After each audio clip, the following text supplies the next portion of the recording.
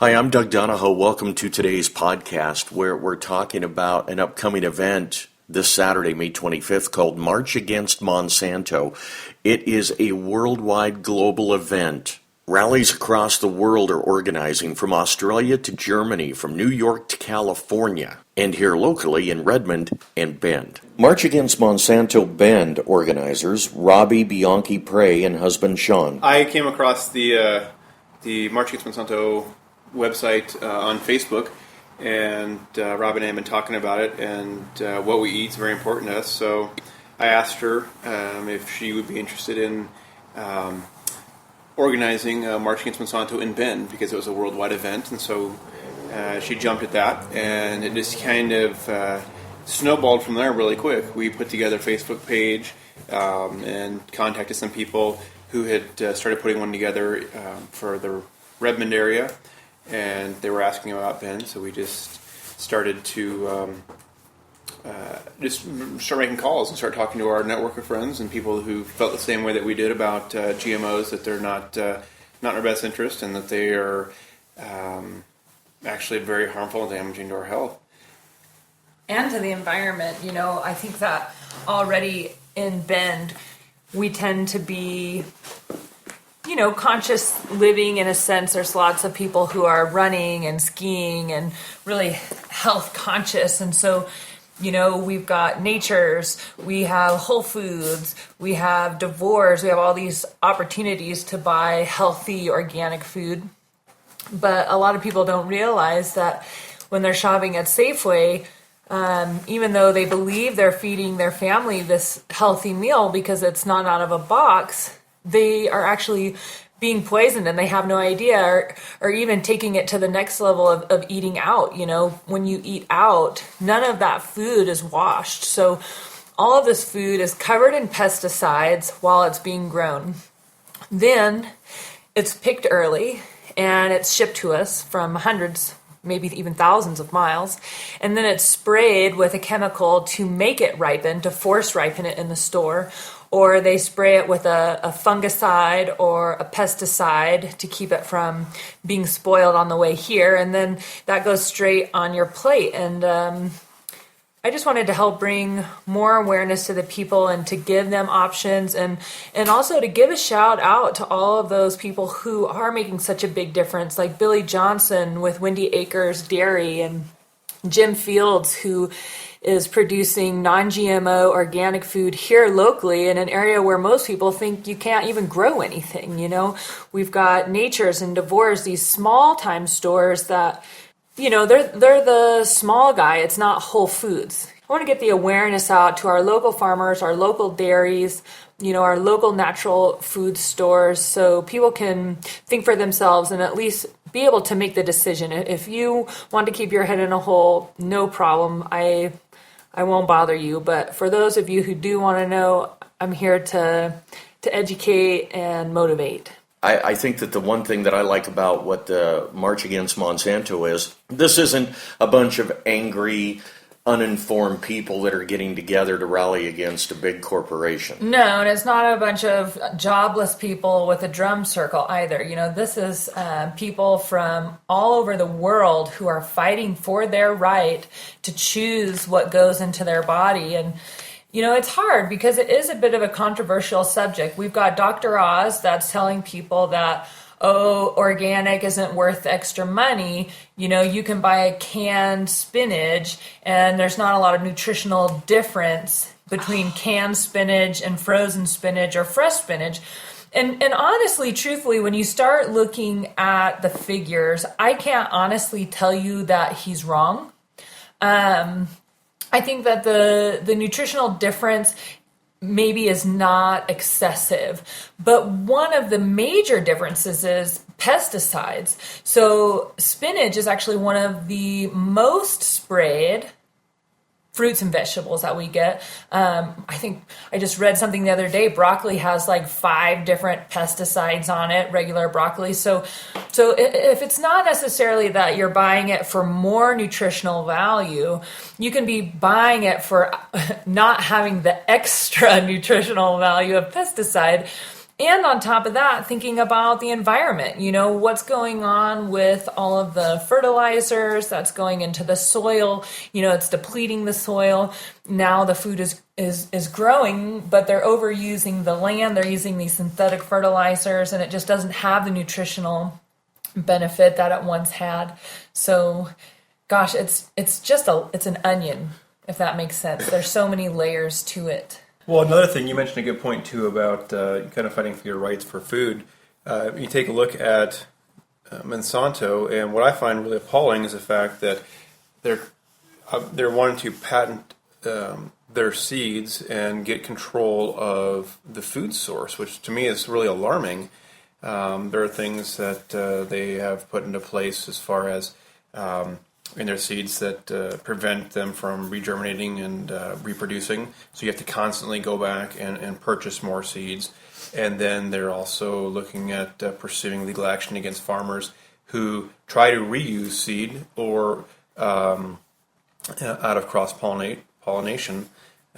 There's just, in my opinion, too much at stake. I think that another reason for this march is the fact that we need to secure our rights for our food source. I mean, it should be an option. If people want to choose to have food with GMO, that's their choice, but we shouldn't be forced, considering the fact that the vast majority, we mentioned corn, the vast majority of the corn produced in this country, if not in the world, contains genetically modified organisms. Yeah, 90%. So they contain GMOs. So that's another major component of this as well. I feel like look at all of the other things we label. You can't buy a pack of cigarettes that doesn't say that smoking causes cancer. You can't walk into a bar without seeing a picture of a pregnant woman saying drinking is hazardous to your fetus. For coffee. Pete's sakes, I can't even drive my car down the road without getting a ticket for wearing a seatbelt. So why is it that this company can make money selling us food that's toxic to our health? And this is controversial because people, they don't want to believe it. But if you want to do the research, you get online, you're going to find that case study after case study shows that rats who've been exposed to genetically modified foods develop cancerous tumors, tumors maybe that aren't cancerous, but tumors in general. They have reproductive health issues. It is a proven fact that these rats are definitely having negative side effects from these genetically modified foods. So if you are going to sell them, I say label them because I want to have a choice. I want to choose to spend more. I want to choose to vote with my dollar. I want to choose what kind of food that we feed our children. I think that's really important. Mm-hmm. And in the end, you get down to not only the obvious of the health factor of what you consume, but think about in this era of high unemployment and local farmers and ranchers, what they're dealing with and how they're barely surviving right now. It would make me feel good. It does make me feel good going down to Nature's and I'm buying meat. If I choose to eat meat, I'm buying meat that isn't filled with antibiotics and hormone fed and all the crap. And I'm supporting somebody that is my local neighbor. And to me, it all comes back around to, it's the right thing to do in your community. And it's also the logical thing to do for your body. And it's a win-win. Mm-hmm. Give us the choice to make those decisions. I agree, and we're getting a little bit off the subject of Monsanto when we're talking about meat, but at the same time, when you start talking about dairy, now we get Monsanto back in because Monsanto is the one that released the growth hormones that they've been using in cows to accelerate the milk. Right now, in the midst of a major childhood obesity epidemic, the giant dairy lobby is trying to force the federal government to redefine milk to include artificial sweeteners such as aspartame in children's school lunches without proper labels. So instead of chocolate or strawberry milk with sugar and high fructose corn syrup, which is currently labeled, Big Dairy now wants to replace that with aspartame in our children's milk and pretend it's a healthy choice for you and America's children. and do this by keeping it all a secret by not requiring proper labels. Aspartame has a long clouded history with fraudulent science submitted during the original FDA approval process, and not surprising, the company that created aspartame, G.D. Searle, was bought by Monsanto in 1985. In 1999, Monsanto admitted to genetically engineering bacteria to create aspartame, which is now used widely as an artificial sweetener in diet soft drinks, chewing gum, and other diet foods as a sugar substitute. Numerous studies have linked aspartame to mood alterations, including anxiety, agitation, depression, headaches, insomnia, seizures, and memory and learning problems, and brain tumors. Even worse, not long after aspartame won approval in 1981, the company G.D. Searle that manufactured aspartame was bought by Monsanto. Hard to believe. And much of today's aspartame sold on the market is genetically engineered. Despite Monsanto's early connection with aspartame, they sold the company in 2000 and no longer produce it.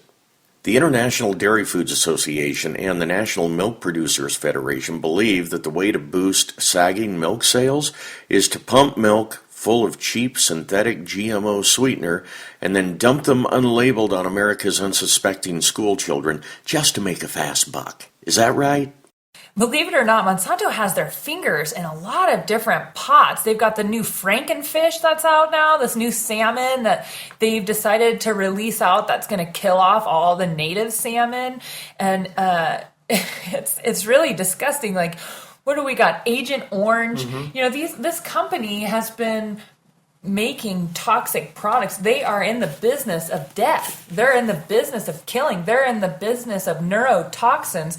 Why would we want them control of our food? And on top of that, this is also a company who said it wasn't their responsibility to prove if genetically modified food was bad for you. Their only interest was to sell as much of it as they could, and that it was the USDA's job to prove if it was safe. But catch this, there's 500 ex-Monsanto employees now running the USDA. Did you know President Obama's appointment of Michael Taylor, former Monsanto vice president and legal counsel for the chemical company, as the head of the FDA's food safety program? Despite his obvious conflict of interest. Touching on pesticide, that's another one that gets me really fired up, is Monsanto's Roundup. Just the other day, actually, my neighbor was spraying pesticide all over the hill, right next to my dog. And I said, is that poison? And he said, yeah, it's for the plants, though. It won't hurt the dog. And I just thought, what planet are you from? You know, all of this stuff that we're spraying around here, it doesn't just go away. It's going into our water supply. It's affecting the fish. It's affecting everything, our ground table water. And come on, people. Just because you spray it and the weeds die doesn't mean that convenience is worth it. Go out there and pull those weeds with your hands. You know, this poison, it doesn't just go away. It seems what it all boils down to, it seems to boil down to it in the end, the almighty dollar. Control and money, absolutely. Yeah, if you can control the food source, if you can control the water source, and if you can control the, like the pesticides, and you look at their history, like we talked about, we hit on like Agent Orange, DDT, and the many other things that Monsanto's done. If you can, the more control they have, the more profitable things are, and more influence. That's where people need to just wake up, do the research for themselves. We're not a bunch of crackpots out there. There's more than enough information, and it's up to people to look to educate themselves, make informed decisions instead of putting their head in the sand. I mean, it not only will affect them, but it'll affect their children, their children's children, and we're already seeing it. I mean, look at how quickly. Like you said, 90% of the corn today contains GMO.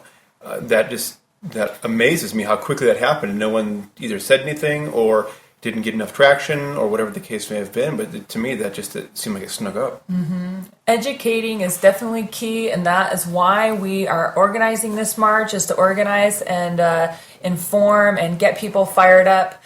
That's how change happens. Change happens through people deciding, hey, I am not going to tolerate this. I choose something different. And, and also holding people in office responsible. One of the things that has got me fired up around here lately is watching the city employees spraying, I don't know if it's Roundup or a different brand of